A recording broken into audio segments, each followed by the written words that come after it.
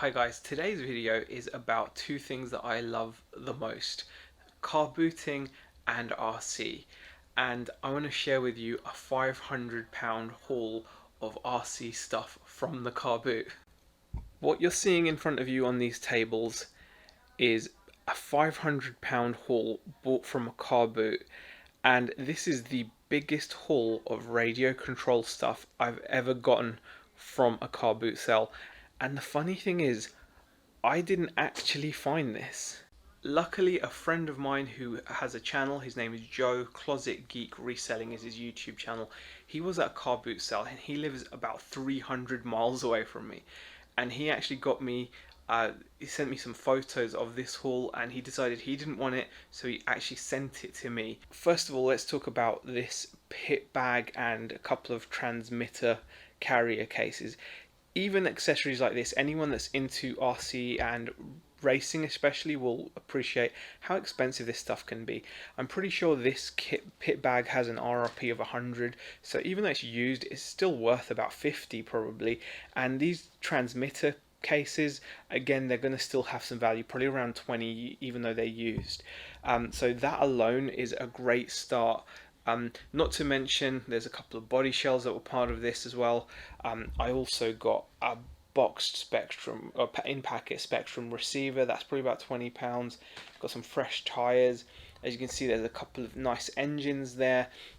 Just needs a bit of a clean. I'm actually thinking of getting an ultrasonic cleaner. Lots of transmitters. We've got a really nice hard plastic Tamiya shell. I think that's like a midnight pumpkin.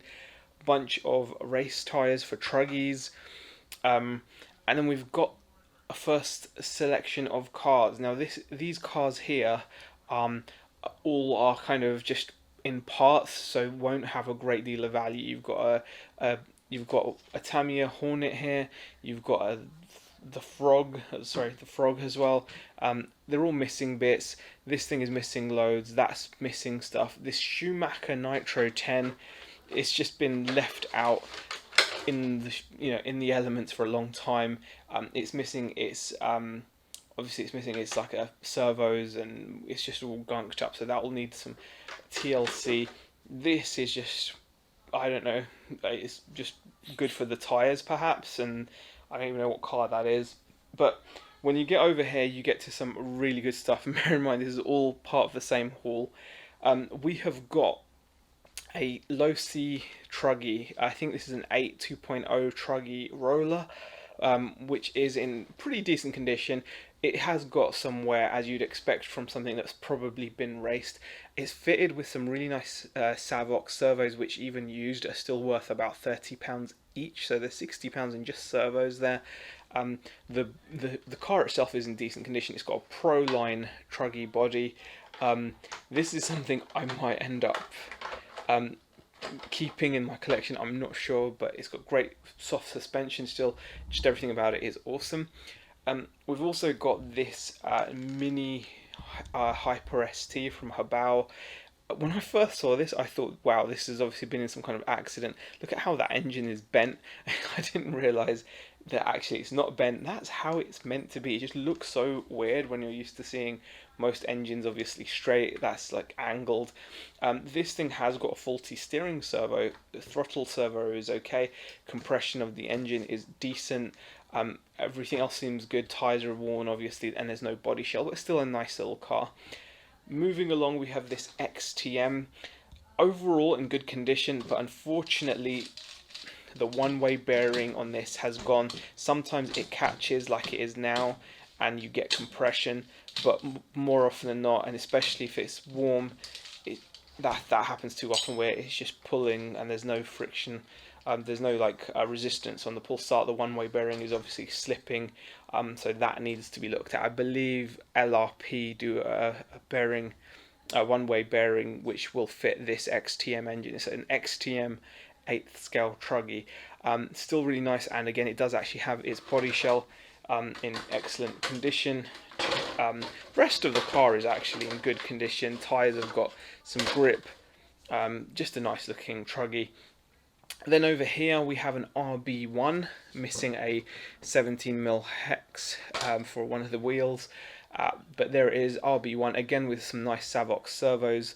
The engine's been taken out, so it's in a roller condition, but other than that, it's in good condition. A little bit of rust on the turnbuckles, but again, in good condition, and a nice little car.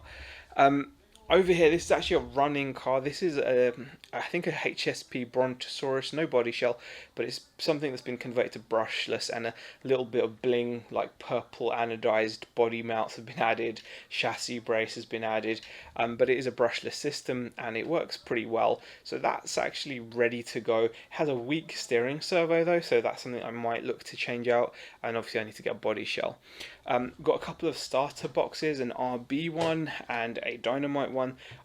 Well, Dynamite, it's Fast Tracks, but it's very similar to a Dynamite one I've seen, and this is an RB one. Both of these work fine. Starter boxes, as you know, can be quite pricey as well, so to have two of them included is really cool. Then we have a Buggy RX. This looks complete. I just haven't had a chance to run it. It looks like it should run fine. I just need to find 8 AA batteries to power that transmitter. And then we come over to a couple of nice little cars to end on. We've got quite a rare Tamiya body here. Tamiya, I think it's on the TAO one, I'm not sure. But this particular model of Tamiya, the actual model kit number escapes me, but this particular body shell is quite sought after.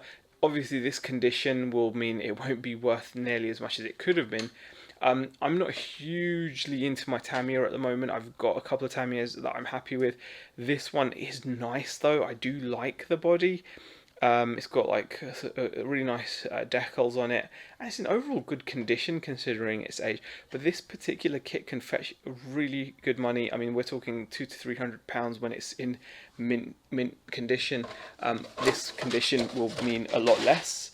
But now this is one of my favourite things that I got. Now this is a low-C mini slider. This thing is getting very difficult to come across. Again, this should be an easy 150, maybe £200. This is complete in excellent condition. We've got a transmitter for it. I just need to get some a set of batteries so I can test it out, but I'm pretty sure it's in good working order. Really thrilled. And to top it off, we even have a spare body shell, which is cool, with the decals as well. So that is a nice, rare little car. So all of this, and not to mention all of that there as well. All those oils came as part of this deal as well. Those shock oils and diff oils, and then all of this here for 500 quid. I think it is absolutely amazing. I mean, just to give you an example, guys, I mean, this transmitter here, the DX4, that can sell for 50 to 70. We've got receivers, engines, even these parts cars will bring in some good money. The kits, the pit bags, and not to mention all this stuff. I think it's an amazing amount of RC for just £500. I feel weird saying that because it's a lot of money, but it is just £500 for a lot of RC. I feel like a pig in the proverbial at the moment. I feel absolutely thrilled to have found this, except I didn't find it, so a massive shout out again to my friend Joe from the Closet Geek Reselling YouTube channel, who offered me this deal from 300 miles away. But it just shows that if you're into RC as a hobby, car boots are still an amazing place to go. You can find some pretty cool cars, and I'm going to be doing a few more videos on some of the coolest cars I found recently, and I found some really great cars at the car boot if you are into your RC stuff. Thank you for watching, guys, and hopefully I'll see you guys in the next video.